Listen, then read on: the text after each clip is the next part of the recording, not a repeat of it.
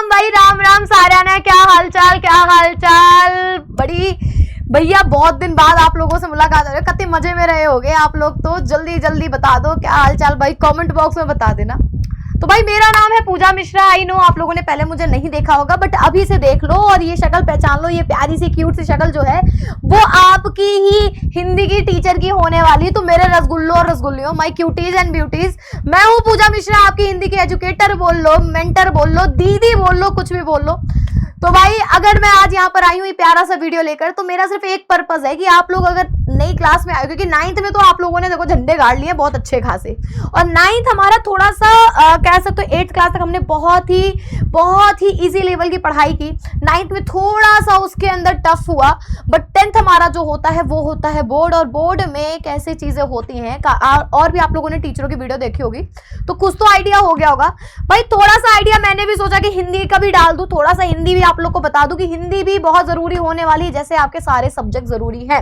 Because Hindi is that subject जो आपको बहुत अच्छे नंबर दिलवा सकते हैं, आपके बहुत अच्छे परसेंटेज बनवा सकते हैं। तो आज की इस वीडियो में मैं लेके आई हूं कि हिंदी का प्रॉपर रोड मैप, कि कैसा आपका हिंदी का सिलेबस होने वाला है, एग्जाम पैटर्न कैसे होने वाला है, वो सारी चीजें आज की इस क्लास में, इस वीडियो में, इस सेशन में मैं आप लोगों को बताने वाली हूं।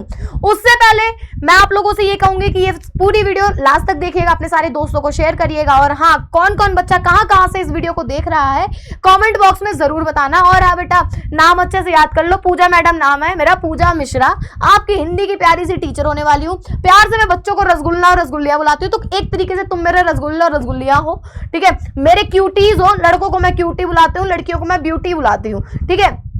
तो अभी बहुत सारी जानकारियां आपको मेरे बारे में मिलेगी, बहुत सारी चीजें आपको पता चलेगी। तो ज्यादा टाइम वेस्ट न करते हुए शुरुआत करते हैं फटाक से। तो देख सकते हो कि 95 प्लस स्कोर करना है अगर आपको, तो उसके लिए आपको जानना पड़ेगा कि आपका आखिर सिलेबस क्या है, आपका कह सकते हो कि आपकी किताबों में क्या क्या आने वाला है, आपका प्रॉपर सिलेबस क्या होने वाला है, ठीक है।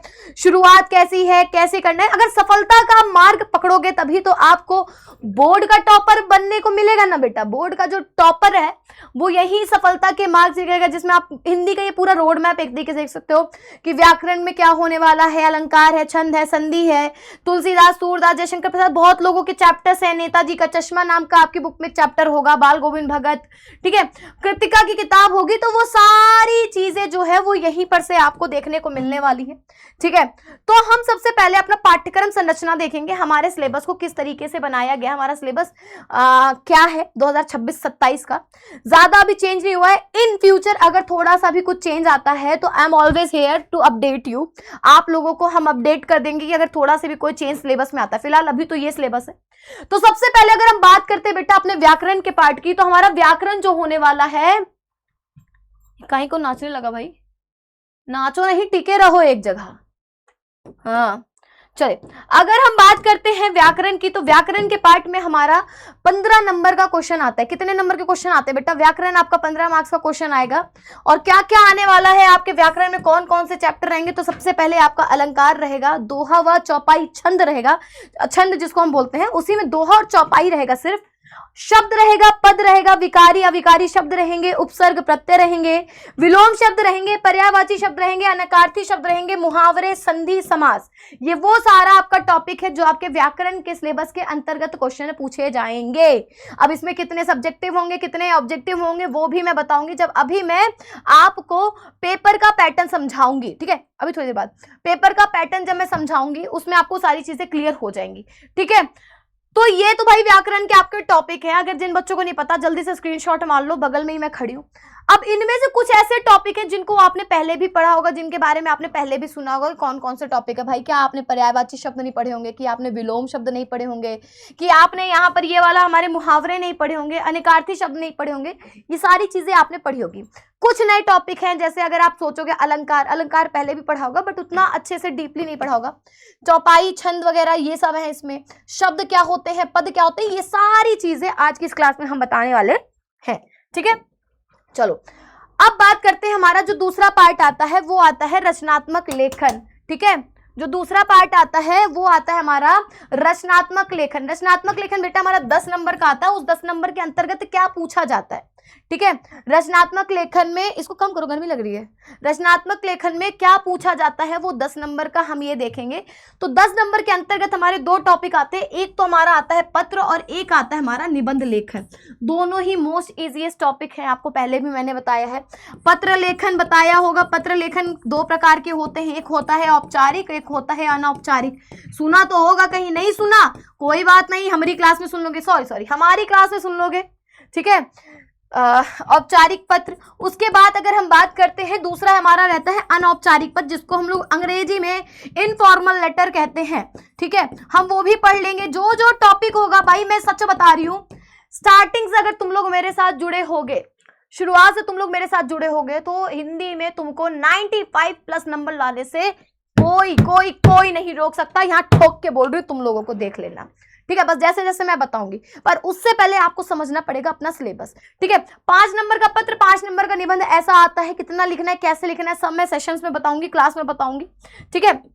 आगे बात करते हैं, फिर हमारा थर्ड पार्ट जो आता है वो आता है क्षितिज बुक।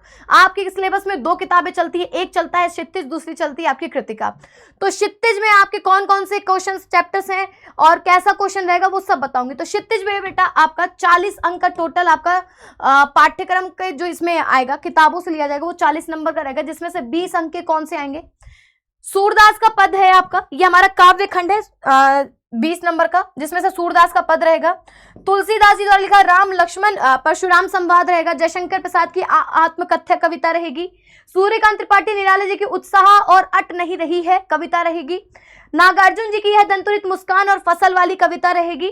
और मंगलेश डबराल जी की संगतकार कविता रहने वाली है, ठीक है। पूरा आपका सिलेबस एनसीईआरटी पैटर्न पे बेस्ड एनसीईआरटी बुक है, ठीक है। तो ये आपकी कविताएं रहेंगी, जो कि 20 नंबर के प्रश्न इसमें से पूछे जाएंगे। और 20 अंक आपको पूछा जाएगा गद्य खंड से। गद्य खंड मतलब जिसमें कहानियां वगैरह है, तो कौन कौन सा है, स्वयं प्रकाश जी का नेताजी का चश्मा, राम वृक्ष बेनीपुरी जी की बाल गोविंद भगत, यशपाल जी का लखनवी अंदाज, बदंत आनंद जी का कौशल्यायन संस्कृति, यतीन्द्र मिश्र जी का नौबत खाने में इबादत, और मन्नू भंडारी जी का एक कहानी है भी। ये वो चैप्टर्स हैं गद्य के जो आपके एग्जाम आपके सिलेबस में होने वाले हैं, जिसमें से आपके एग्जाम में क्वेश्चंस पूछे जाएंगे। फिर बात करते हैं हमारा कृतिका भाग, जो हमारी दूसरी किताब आती है, वो आती है बेटा 7 अंक की। टोटल ऑल ओवर पेपर आपका जो होता है वो 80 नंबर का होता है। उसी में कितने कितने नंबर के बता दिए मैंने, 15 नंबर का वो बता दिया, 40 नंबर का ये बता दिया, कितने हो गए भाई 55 नंबर के हो गए, 7 नंबर का ये बता दिया, 62 हो जाएगा। अभी और बता रही हूँ कैसे क्या है, ठीक है। कृतिका में आपके 3 चैप्टर आएंगे, माता का आंचल, साना साना हाथ जोड़ी, और मैं क्यों लिखता हूं। ये 3 चैप्टर जो है वो आपके कृतिका की किताब से आने वाले हैं, जो कि 7 नंबर का पूछा जाएगा। और 62 के बाद बेटा आई थिंक 70 नंबर का पेपर होता है क्या आप लोग का, एक मिनट, हाँ 70 का होता है, सॉरी सही तो जोड़ा था मैंने, 55 7 62 सही है। चलो देखते हैं, अभी आगे देखते हैं ना, पूरा सिलेबस हम देख लेंगे। फिर बात करते हैं बेटा, हमारा एक अलग से थर्ड बुक है हमारी, मतलब थर्ड बुक क्या कह सकते हो, कुछ है, एक बुक है जिसमें आदर्श जीवन मूल्य और मध्यमा की जो पुस्तक है वो कौन कौन से, उसमें कौन कौन से टॉपिक आएंगे बेटा। आपकी ना बुक 9 से ही चल रही होगी, और वही एक सिंगल बुक 9 और 10 दोनों के लिए होती है, लेकिन उसमें टॉपिक अलग अलग होते हैं। जैसे उसमें अब 10वां चैप्टर आएगा, आधार पक्का जीवन अच्छा, अच्छे गुणों से ही बनेगा जीवन अच्छा, सफलता के सूत्र, कर्म ही जीवन का आधार, समस्या को बदलो अवसर में, ठीक है। प्रेरक प्रसंग, जान सभी को चाहिए, ज्ञान सभी को चाहिए, मेरे को दिखा नहीं, ज्ञान सभी को चाहिए, गरिमामयी भारतीय नारी, संकट में बुद्धिमानी। ये वो टॉपिक्स है जो इस बुक से पूछे जाएंगे, जिससे रिलेटेड आपके 8 नंबर के प्रश्न पूछे जाएंगे, ठीक है। तो ये हमारा आपका पूरा पेपर का सिलेबस हो गया। ये हमारा क्या हो गया बेटा, ये पूरा सिलेबस हो गया जो आपके एग्जाम में पूछे जाएंगे। अब एक बार हम लोग डिस्कस कर लेते हैं, आपके प्रश्न पत्र का जो फॉर्मेट होगा, प्रारूप होगा, वो कैसे होने वाला है। मतलब आपका जो पेपर बनेगा वो किस तरीके से बनेगा, कितने प्रतिशत का उसमें क्वेश्चन पूछा जाएगा, ठीक है। तो सबसे पहले तो आपका जो पेपर है, कोड आपका 001 होगा, 3 घंटे का आपको समय मिलेगा। सबसे पहले बोधात्मक तरीके से प्रश्न पूछे जाएंगे, व्याकरण की परिभाषाएं, लेखक परिचय, गद्य आधारित जीवन मूल्य, पद्य आधारित जीवन मूल्य, कृतिका संबंधी, आदर्श जीवन मूल्य, मध्यमा इत्यादि पर आधारित बोधात्मक परिचय प्रश्न पूछे जाएंगे। बोधात्मक प्रश्न कौन से होते हैं, जिसमें आपको खुद से विचार करके, खुद से सोचकर आपको याद करके लिखना होगा, जो कि बेटा 40 नंबर का आएगा, ठीक है। आपके 40 नंबर के इनसे रिलेटेड क्वेश्चन होंगे जो आपके बोधात्मक तरीके से होंगे। अगर हम भावात्मक की बात करते हैं तो भाव सौंदर्य, गद्य आधारित, पद्य आधारित, कृतिका संबंधी, आदर्श जीवन मूल्य, उनके क्वेश्चन पूछे जाएंगे। 20 मार्क्स के 60 नंबर हो गए। और तीसरा हमारा रहता है बेटा रचनात्मक रहता है, जिसमें पत्र, निबंध, गद्य व पद्य आधारित रचनात्मक प्रश्न पूछे जाते हैं, जो कि आपका 20 नंबर का होता है। कितने नंबर का होता है? 20 नंबर का। तो टोटल आपके कितने हो गए भाई? ठीक है, 20 40, सही बता रही हूँ ना? देखो 20 40 40 80 नंबर ही तो पेपर था, कुछ मिस हो गया शायद से ना, कोई नहीं, आगे हम देख लेंगे। अब हमारा जो पेपर होने वाला है वो देखो कैसे होगा। जो हमारा निबंधात्मक प्रश्न होगा, जिसको हमें एक्सप्लेनेशन के साथ लिखना होगा, वो 5 नंबर का होने वाला है। 3 प्रश्न पूछे जाएंगे, कुल 15 नंबर के आपके 5 नंबर वाले प्रश्न पूछे जाएंगे, जिसमें आपको बड़ा सा लिखना होगा, एक्सप्लेन करके लिखना होगा। फिर लघुत्रात्मक प्रश्न कौन होता है? जो छोटे छोटे आंसर लिखने होते हैं बेटा, 3 नंबर के होंगे, जो कि आपके 4 प्रश्न होंगे, तो 3 छंग 12 मार्क्स के होंगे। फिर उनसे भी छोटे आंसर लिखे जाते हैं अति लघुत्रात्मक, वो होंगे बेटा आपके 2 अंक वाले 12 प्रश्न पूछे जाएंगे, जो कि आपके होंगे 24 मार्क्स का। ठीक है, वस्तुनिष्ठ प्रश्न कौन से होते हैं? वस्तुनिष्ठ प्रश्न होता है बेटा आपका एमसीक्यू बोलते हैं जिसको। ठीक है, एमसीक्यू आपका 1 नंबर का होगा, जो कि टोटल आपके 29 पूछे जाएंगे। इट्स मीन आपके एग्जाम पेपर पे 29 एमसीक्यू क्वेश्चन होंगे, जो कि आपको 29 मार्क्स दिला सकते हैं। टोटल आपका हो जाएगा 80 नंबर का पेपर। ठीक है, अब 80 नंबर के पेपर में व्याकरण का कितना हिस्सा है और कितने में एमसीक्यू पूछे जाएंगे, कितने में सब्जेक्टिव पूछे जाएंगे?